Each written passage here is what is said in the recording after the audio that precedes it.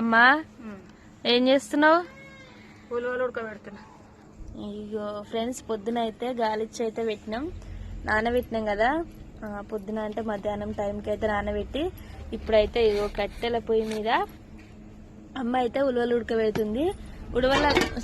ఉలవలలో అయితే కొంచెం ఉప్పు వేసి అయితే ఉడకబెడుతుంది. ఉప్పు ఎందుకు వేసినావు అమ్మ? మరి వేసి ఉడకబెట్టుకోవాలి. అవునా? ఇవి గ్యాస్ కంటే కట్టెల పొయ్యి మీదనే మంచిగా ఉడుకుతాయి కదమ్మా. మస్తు గ్యాస్ పోద్ది గ్యాస్ మీద. మీకు ఎంత మందికి ఉలవలు అంటే ఇష్టమో కామెంట్ చేయండి. ఉలవ చారు అంటే ఎంత మందికి ఇష్టమో కామెంట్ చేయండి. అంటే రేపు ఉలవ చారు చేస్తా, చూపిస్తాను మీ అందరికి. అట్లనే ఉలవ చారు ఇట్లా డెలివరీ అయిన వాళ్ళు తింటే మంచిది కదమ్మా. డెలివరీ అయిన వాళ్ళకి మంచిదే, జ్వరాలు వచ్చిన వాళ్ళకి మంచిదే, అందరికి మంచిదే. ఒకరికి మంచిది ఒకరికి మంచిది కాదనే లేనే లేదు.